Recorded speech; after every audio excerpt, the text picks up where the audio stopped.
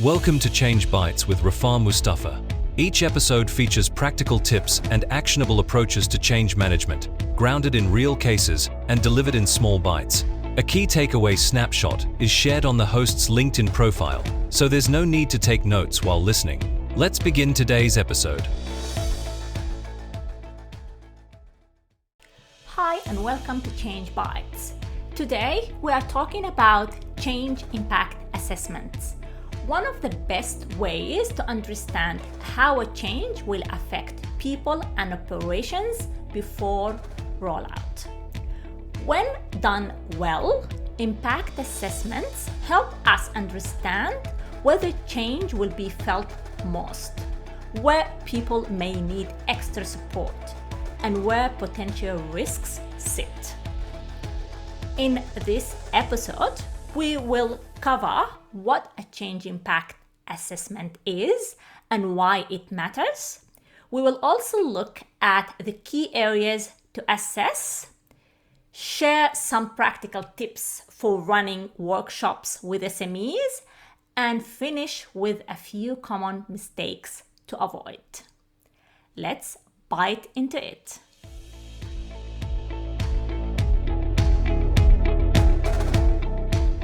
A change impact assessment is a structured way of understanding how a change will affect the organization across areas like people, processes, technology, and customer experience.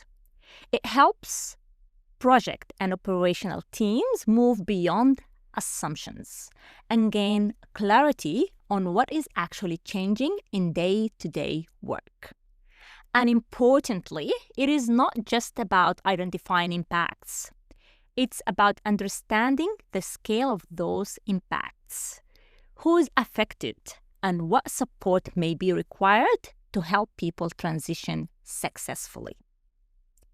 For example, rolling out a new system may introduce new approvals, different workflows, additional reporting, changes in decision-making, or entirely new ways of working. So, why do impact assessments matter? Well, there are plenty of benefits, but let's focus on three biggest ones. First, they turn assumptions into informed decisions. Projects often assume they understand the impact of the change, but assumptions can be risky. Impact assessments help uncover what is really changing across teams and processes, so decisions are based on evidence rather than guesswork. Impact assessments often reveal hidden operational impacts or overlooked stakeholder groups before they become major issues. The second benefit, they help target support where it matters most. Not every team experiences change in the same way. Some groups may only need awareness and communication, while others may require significant training or ongoing reinforcement. Impact assessments help avoid the one-size-fits-all approach to change. Instead, support becomes more targeted, practical, and aligned to the real needs of impacted teams. The final benefit I want to touch on is organizational readiness. A strong impact assessment helps organizations prepare earlier and respond proactively instead of acting during go-live. The insights can shape communication plans, rollout sequencing, training focus areas, and operational readiness activities. The earlier organizations understand the true impact of change, the easier it becomes to prepare people with clarity and confidence. Let's now move into some of the key areas we look at during an impact assessment. I will focus on 4 common areas: people, process, technology, and customer impacts. Depending on the project, there may be other impact areas worth exploring, but these 4 provide a good starting point for most assessments. People impacts focus on how the change affects individuals and teams. That could include change to roles and responsibilities, new behaviors, or even changes to team structure. Sometimes the role title stays exactly the same, but the way the work gets done changes significantly. And often, that's where the real challenge with adoption begins. Let's now look into process impacts. Process impacts focus on how work is performed day to day. Think about things like new workflows, automation of manual tasks, and changes to how teams interact with other business areas. Even small process changes can create operational frictions if they aren't clearly understood. Technology impacts are usually the easiest to identify because they are visible. They may include new systems, new system features, changes to user access, or changes to the look and feel of the system. But the real focus shouldn't just be the system itself.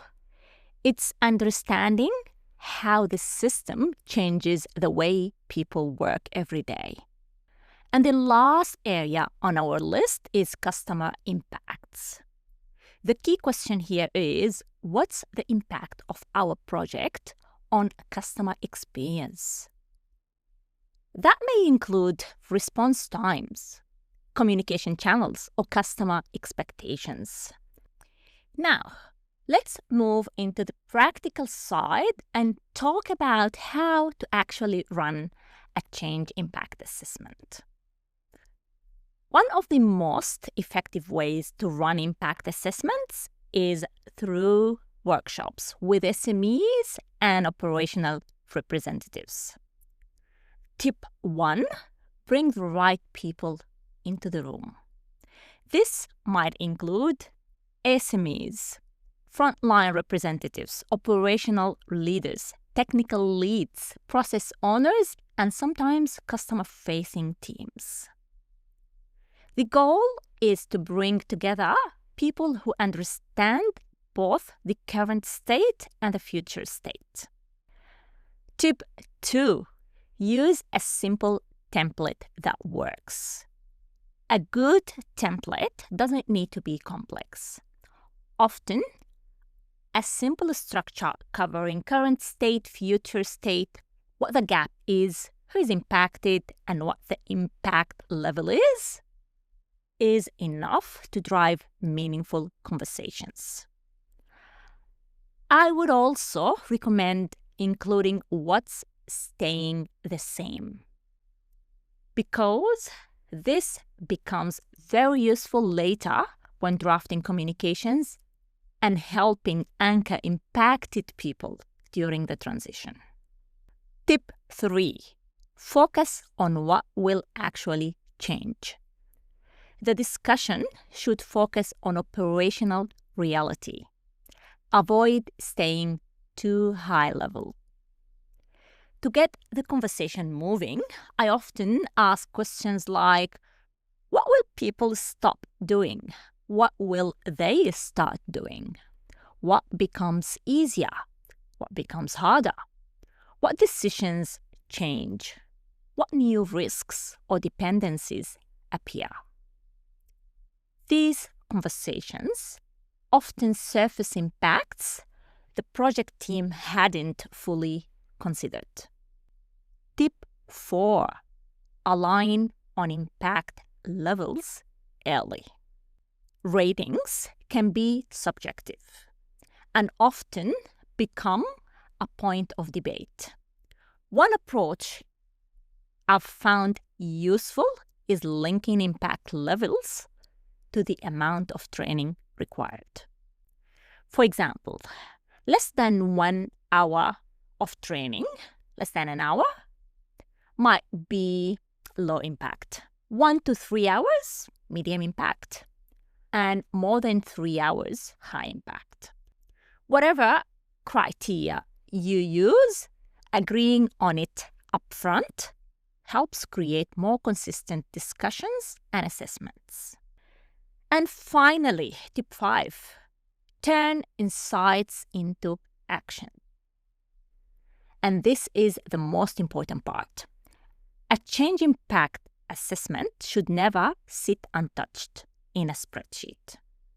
The outputs should actively shape communication and training planning, roll out sequencing, and risk mitigation strategies.